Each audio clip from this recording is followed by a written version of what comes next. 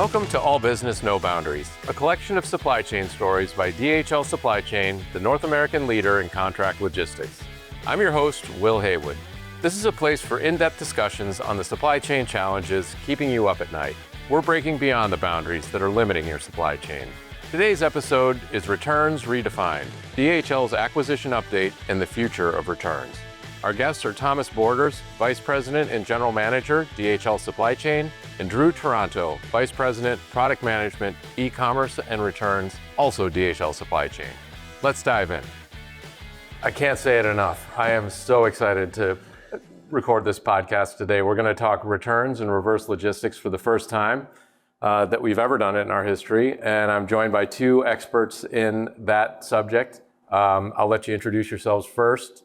Drew, tell us who you are and what you do. Yeah, so Drew Taranto, work for DHL. I'm the Vice President of Product Management. We've got two key services that we offer that I'm responsible for, one being e-commerce fulfillment and the other being returns management.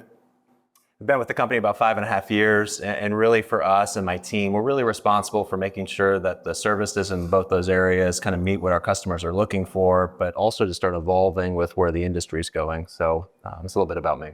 Great. Welcome. Glad you're here. Thank you. This is your second time? This is my second time. Okay, good. Hopefully I get a badge for it. We'll work on that. Yeah. And then Thomas, tell us who you are. Well, it's my first time here, and I'm excited to be here. I haven't had as many opportunities, of course. I worked for Inmar, who was acquired by DHL. My job is Vice President of Operations, but more specifically, I am the leader of all of the Inmar business that was acquired by DHL. I've been with the company for about 11 years. I've been with DHL for about 90 days. Good. Well, welcome. We're glad you're here on the podcast, and we're really glad you're part of DHL. Likewise. Okay, so the occasion, as you mentioned, is we did make an acquisition, which is a kind of noteworthy thing for our the DHL business overall. We'll get into that in the kind of the mechanics of the integration and all in a second. But I want to start with just the concept of returns. So, Drew, DHL is not a stranger to returns. Maybe talk about pre-deal, what your business was doing, how you were thinking about it, and then I want to get into a discussion around like how do things actually work in the real market. I think as consumers we know we've had a returns experience, but I want to sort of flip it around from a service provider standpoint. What does it look like? So start, Drew, with where was DHL back in 2024? Yeah, I think for DHL. We've been in returns for quite some time. We've been supporting customers with their needs and returns. It's not like it's a new thing for us. So I think important into kind of before this acquisition, as we look at it, it really was an interesting time kind of coming out of COVID and what we were starting to see happen in the marketplace. Retail sales started to dip because people weren't going to the store, they were locked at home, so they started to order more online. And then what that did is totally flip the script for our customers who were accustomed to single-digit return rates to all of a sudden double-digit. And so we started to see a really strong need for our customers to support them with returns and being able to do that within our facilities quickly. And so for us, it was kind of that spark. And, we took some time in about 2021 to really say, what is up with this space? Is there something more here than what we're doing today? And so we took that back and started to really get into the market and understand the details of what's happening. And kind of coming out of that, we recognized a couple key things. I think one, this problem has been around for a long time, but it's just now starting to spark interest in our customers to do something about it. And so we said, well, there's a problem. And then next, we saw it's continuing to grow. So that's another issue. And then three, what we saw in the landscape is there really wasn't anyone that was completely owning the space and really helping customers through that process, which was really what kicked off for us to kind of start the discussions with Inmar and trying to figure out, is there something better here that we can DHL with our size and scale to be able to help this industry? Inmar has been dealing with this problem for a long time, right, Thomas? Long time. Yeah. And so while it may not be a household name, you guys were and now continue to be the largest provider in the space. Yeah, and really we started 40 plus years ago in the return space. So way pre pandemic and change in shopper behavior, but even really pre-e-commerce, direct-to-consumer sales, we've been processing returns for, of all things, would you believe it, grocery stores for 40 plus years as a core offering of Inmar's business. So over the years, we developed a network of facilities that focused on nothing but returns processing. And we come from an organization that did a lot of software development. So one of the things that we've done along the way is invest in ourselves, in our software, to make that returns processing more and more efficient. And so that was really the start of our journey 40 years ago. And about 11 years ago, we jumped into going from retail returns, which are overstock, obsolete, out of date, to consumer returns about 11 years ago. Okay, so if I'm a consumer and I take a package to the post office and drop it off as a return, what does it look like from the Inmar perspective? So eventually that package will arrive with a lot of other returns. The returns Drew made and I made will all arrive on the same truck at one of our processing facilities, and we'll sort those out by the retailer that they came from.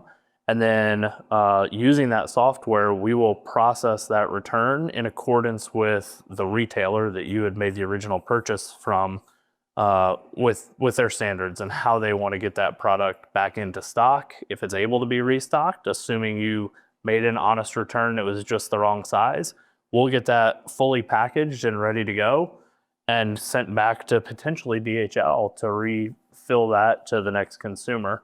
If it's not grade A quality, or there's some other reason that the retailer has given us for not wanting it back in stock, maybe it's a discontinued item or something like that, we actually have other things we can do to drive value for our customers, which is we call remarketing or liquidation. So we'll take all of the grade B product from a bunch of different retailers and sell that on the secondary market to places who run flea markets and bodegas and discount stores and things like that.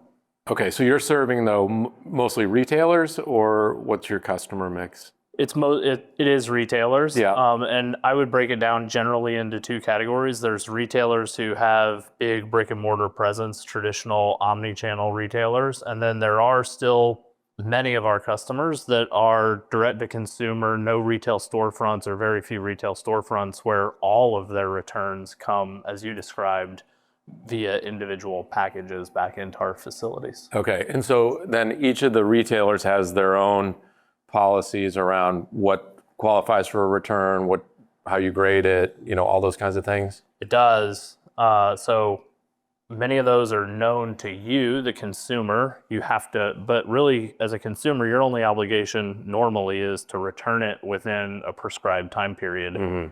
But you may have taken the tags off or not taken the tags off.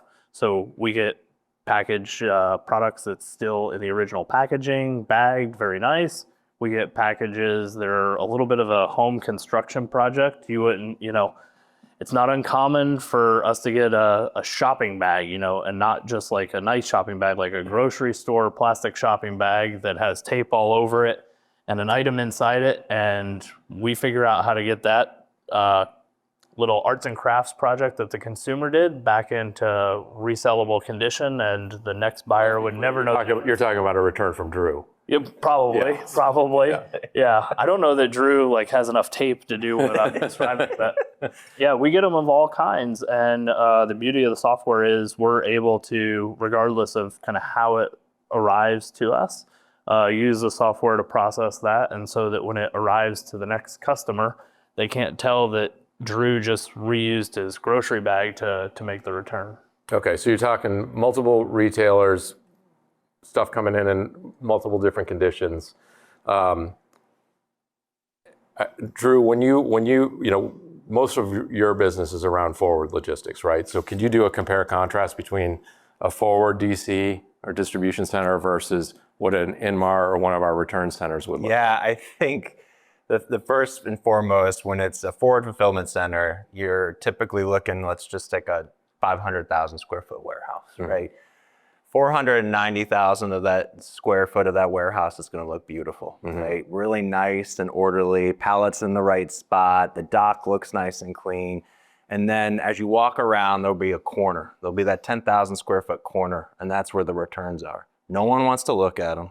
It's not a pretty space, but it's almost a necessary evil inside that building, which looks very different. And so that's kind of the typical way you would look at it. And I think what we have found, obviously, with DHL, and especially talking about e-commerce returns and the like, is how do you actually integrate your forward business with your reverse business? Because there's an advantage there, especially in a marketplace where inventory turns are needed for seasonality differences or new SKU releases. How do you take returns that are coming into that building and quickly get them back into saleable condition? In many cases, what we're trying to drive with a lot of our customers is really about value recovery. And the highest value you're going to get is if you can sell something as new. And so what we really try to do is integrate those two processes together. So when they do come into the facility, we can quickly get to that point where we can get that back into stock. So then it's available for inventory to sale. So quite a bit different. Right. And maybe I'll let you, Thomas, describe a typical return center. Well, it's beautiful. It's just in the eye of the beholder, right? It's in the eye of the beholder. So we find beauty in the chaos a little bit, which is a requirement for us running returns only facilities, or at least they're returns only facilities today. It is not neat and orderly because we don't know when the product is coming back, in what condition the product is coming back. We don't know, there's not nice case counts and SKUs per case and things like that in returns. You open a container and there are returns in it, and then you process it and do your best to group things and put them away and drive as many downstream efficiencies as we can. But we just never know, like if I have a case that contains 24 of this pullover, ordinarily it's got to be 24 in this size, in this color, in this cut. I don't know when my first unit's going to arrive, much less my 24th unit is going to arrive. So we have to work with our retail customers and figure out different thresholds and things, which make shipping a little bit more challenging, and storage certainly a little bit more challenging. But it is not neat and orderly in cubes and squares. It is set up in order to take the chaos and put as much control around it as we possibly can and efficiency as we possibly can. But at the end, really, like, our primary objective is whatever the maximum value recovery is. So it may not always be putting that item back into first quality stock. As I've described, these things come in different conditions and packaging and everything else. And for lower value merchandise, or maybe things that are close to being out of season, like Drew mentioned, it might be faster and better and derive more value for our retailers if we just immediately take that product and put it into the secondary market and go try to sell it for 35 or 45 cents on the dollar, as opposed to putting into it 25 or 35 cents to get it back to Drew or somebody else to do the forward fulfillment. And I think Thomas's point is that's what makes this industry such a hard one, because of the unpredictability that comes with it. Whatever's going to show up in your door, you open up the trailer and all of a sudden you've got pallets of product, and now we got to figure out how we're going to deal with it. And it's all coming, like you said, in different shapes, forms, and factors. And I think whereas an outbound, right, it's pretty, standard, right? Standard cube, process, working itself out. But when it comes back in, you don't know what you're going to get. And I think that's part of the challenge we see in the industry is when you do look at the full end-to-end process, there's so many steps along the way that can get disrupted. And what can we do to help make that more streamlined, like a forward fulfillment? But how can you apply that principle back? And I think that's really where the challenge in the industry is right now, is to make that better. So I get that the value lever number one, probably 2 and 3, is recovery from the return product. With sustainability becoming a bigger trend, I wonder, just over your 11 years in the industry, Thomas, how much you're hearing from customers around the importance of keeping stuff out of landfills vis-a-vis the value recovery. Is it as important? Is it less important? Has it changed? Oh, it's certainly changed, and it's becoming more and more important, I think, for nearly all of our customers, if not all of our customers. The methods for doing that have also changed. Really, it used to just be one outlet for keeping product out of the landfill. It was either landfill or it was kind of secondary market or donation. Now we're seeing recycling partners coming to life and trying to get secondary uses out of materials that may not have been, all different manners of recycling product to get it into whatever form that is going to be in its next life. And being able to partner with those providers, those recycling providers and others that are doing creative things to keep product out of the landfill is becoming more and more important for all of our customers, for sure.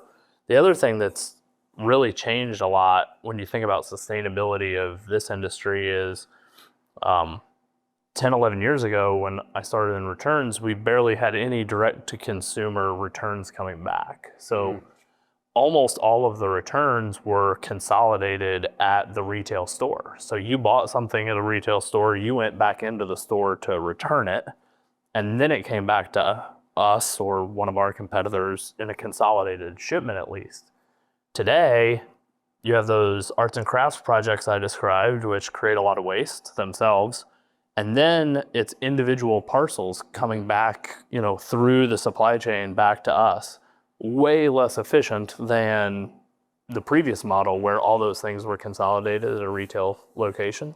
So those are kind of the two ends of the returns game as I think about it. You have the way back end of it, keeping it out of the landfill, but there are also efficiency and sustainability things that we can do through different capabilities upstream when the return gets initiated itself and how we get that back into the returns processing facility. So those are really the two areas that we're being asked to focus, Will, is on the ultimate disposition side, but then also on the initiation side. How do we get product more efficiently back from the consumers into the returns processing?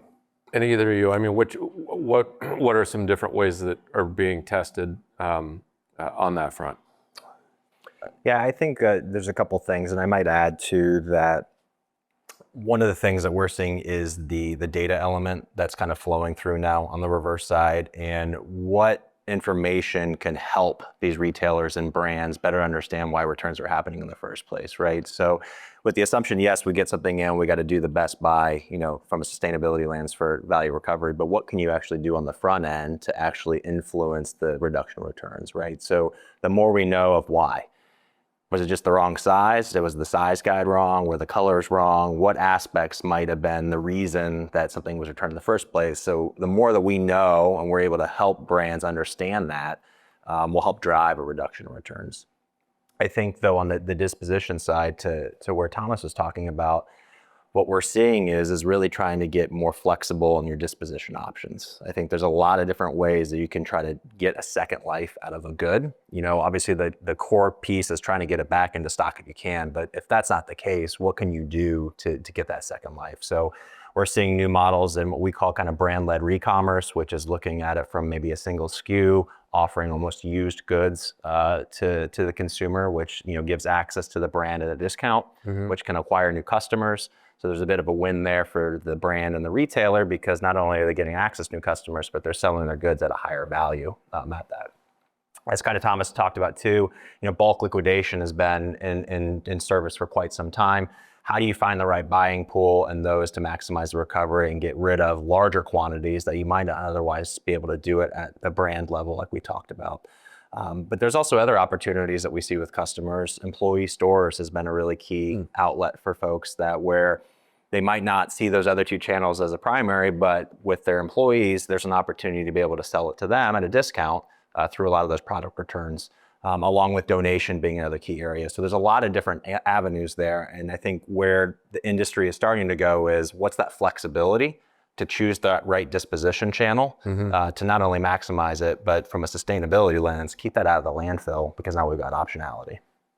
Yeah, that's good. So tons of complexity is what I'm hearing, which is really interesting and a great supply chain challenge that I think is what got us to the M&A chapter here. And this isn't an episode on M&A, but I did want to ask about from a organizational fit, maybe Drew, you starting as you think about DHL's culture and kind of how we operate and on all of that. And then when you evaluate targets and specifically Inmar, how do you think about that evaluation?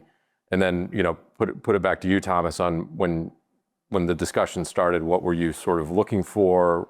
Well, how was your team reacting? How did that dating go? Yeah.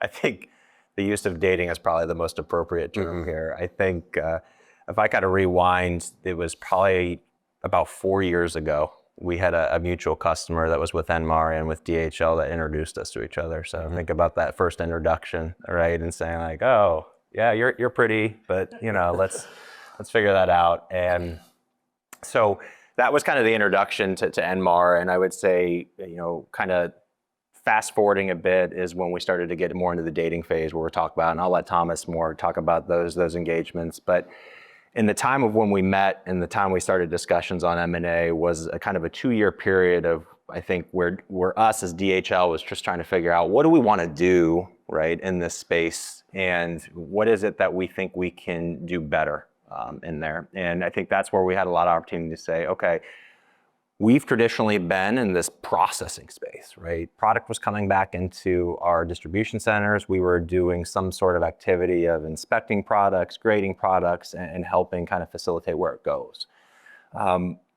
That's kind of where we were focused. And there's so much more, like we've been talking about, that's in the return space. And so when we started to evaluate, well, what is it that we want to do? We recognized like there's some capability gaps that we just don't have today. And there's also some capabilities that we think could complement what we're doing today. So how do we want to go approaching that? And that's when we started to explore the mergers and acquisitions piece of, okay, what's out there that we think if we brought it into the DHL family, that we think that it would complement, but also something that we can grow and solve like an industry problem. So I think that's really what was important to us as we kind of went out there and figured it out. And that's when kind of the dating started to pick up a little bit, maybe Thomas, and kind of kick it over to you. Yeah, sure. So you have to be willing to be in the market, right? So we had checked that box because we had made a determination that in order for us to continue to grow and build the company that we wanted to with the Inmar Supply Chain Solutions group, that we knew we needed to find people who would bring other capabilities. I mentioned that we're dealing with a bit of chaos normally in returns, and it is a growing market.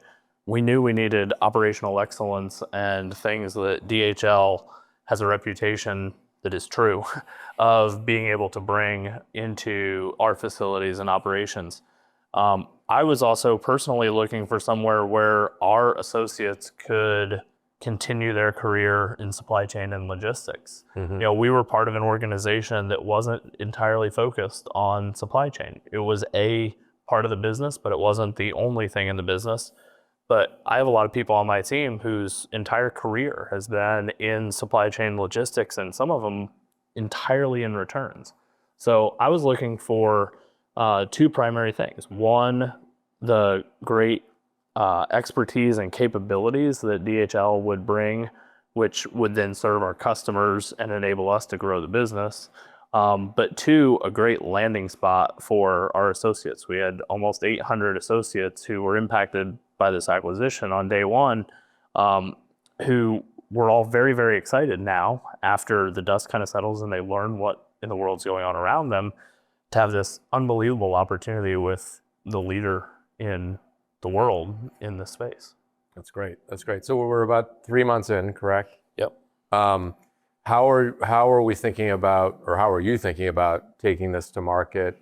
Where are we in that process as part of sort of the broader integration overall? Yeah, I'd say we have a couple different areas of opportunity. I think one is we have a lot of joint customers, and it was in areas that we didn't necessarily compete in. It just happens to be that, Thomas has been helping provide, remarketing services, recall services, supply chain analytics. We're on the other side of it doing forward distribution. And so I think one of the opportunities we have today is to just make sure that the 2 teams kind of come together and we're providing what we call a one DHL experience. And so to your point, we're 3 months in. we've already started those conversations, and it's going well with our teams and figuring out the best way to approach a customer and do that. I think kind of the second piece is how do we ensure that that customer experience becomes more seamless, right? We're still two different companies kind of coming at it, but we need to start integrating those processes. So just think about almost some of the basics of account management between QBRs and how we show up and how we talk about the performance of the business. We need to start bringing that together, which is going to be a big thing. And I'm really concerned with making sure that our current customers are being serviced effectively with the combined entity. When you flip that to the other side of the growth side, right, new customers and making sure that we're offering capabilities, it's going to be really important for us to make sure that we're bringing the full portfolio now of capabilities and processes that we can actually provide to a customer. Now that we've got remarketing all together, the recalls business, the processing, and when I say processing, we have multiple options now between dedicated facilities, co-located, and now we have an entire returns network. So how do we make sure that we take all that solution set, package it up in a way that we can deliver to a new customer that we know is going to be the right solution for them? And so that work is really what we're focused in on right now, is how do we make sure that all comes together so we're going to market in an effective way. Good. And Thomas, how is your organization, now our organization, feeling about things? I think they're feeling overwhelmed in a positive way. Yeah. So I think, look, we were the leader in North America in returns, but by scale, much smaller. So when I say overwhelmed in a positive way, it's everything from, when I pick up the phone, I have potentially gone from one person who can help me to 15 people on a team who can help me solve whatever that challenge is. The other thing is just the great way that DHL treats its associates has been overwhelming in a positive way. I'm very proud that today I sit here 90 days in. Many companies cannot tell the story that get acquired. We have over 99% of our corporate salaried associates who are impacted by this acquisition are employed by DHL today. Meaning we've had less than one handful of associates attrit in the first 90 days of an acquisition, which is, I think, incredibly rare. And just speaks to the great associate experience that DHL has created, not just for our team, but for all of the DHL teams. Yeah, that's great. So maybe last question, your customer's customer, the consumer, like paint a picture for, in an ideal world, or sort of where are you driving towards? What's that experience look like in the future? And that can be whatever time scale you think is needed to kind of sort through all of this, but what's sort of the ideal state? I get to have... You can start with that one, yeah. And steal a little bit. I know you think about it all. I do. I'm going to steal a little bit from Drew. I think what our customer's customer won't see, but is real, is the data and the way that is going to impact the future of the returns experience. Companies are getting smarter and smarter. We're getting more and more data from everything around us in our lives. And so that'll be the starting point for my answer, Will, is part of what we're going to create for the consumer. They won't have really any idea how much what they did impacted that experience, right? So like if I initiate a return today, but I'm a returner who may take 30 days to actually go and drop that return off or whatever, that's 30 days that product was out, and I was counting on that to be able to resell it to the next consumer, right? So I think about a future where you probably have some level of personalization in the returns experience on a consumer by consumer basis. So Drew and his, arts and crafts projects are not highly desirable. Maybe he's paying a penalty in the future. Maybe he's the one who's continuing to pay the ever increasingly prevalent returns initiation fees and penalties, all the way down to, Will, I'm sure you're a great returner. I am. Maybe you have free returns and you can drop them off anywhere. You can maybe you can bring them into the office and we can sweep the office and consolidate those through a returns processing facility somewhere nearby.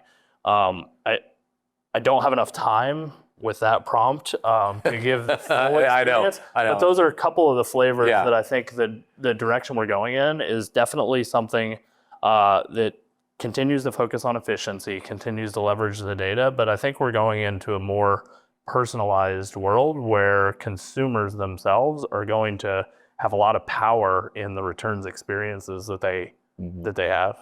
Good. And to put you at ease, we're going to come back to this subject many times on this podcast. I've been chomping at the bit. I'm one behind Drew. I got to catch up. Now we've got something really good to talk about. So, Drew, how about you? What's your ideal world look like? Well, there's a difference between ideal world and maybe reality. Maybe on the reality side is when you do look at the consumer and the expectations they have, especially when you look at the data of what they expect from a returns experience, is they don't want it to be hard. Like that still has not gone away. And quite frankly, they don't want to pay for it either, right? So I think you kind of have a little bit of a battle right now between the brands and retailers assuming all of this cost while trying to balance out their consumers' expectation. And I think Thomas is on the right side of that, is where we're starting to see a lot of our customers really play around a bit with returns policies and the way in which they're interacting with customers. Maybe it's joining their rewards program that then allows them to have free returns. If you're not in that program, you have to pay. So I think we're going to see a lot more experimenting on seeing what that does from a customer loyalty perspective. By putting a little bit of friction in there. And I think that's going to spur a lot of differences here. And I think when we flip that to the ideal world, it would be, hey, consumer, they grab the return, they bundle it up real nicely, they tell you exactly why they're returning it, put the label exactly where you're at, drop it off and do everything right. Maybe drop it off at the store location because that's a cheaper way for it to get back. But I just don't think that's reality of where it's going to go. So I think the best way for right now for brands is to just start playing around a little bit to see what happens with customer loyalty and helping that drive their decisions on what they want to do. Or they don't return it at all, which I don't think is. I don't think will happen. Yeah, I was actually going to say, I don't think it's a reality, but it is, people don't believe this often when I say it. We do try to help brands reduce their returns.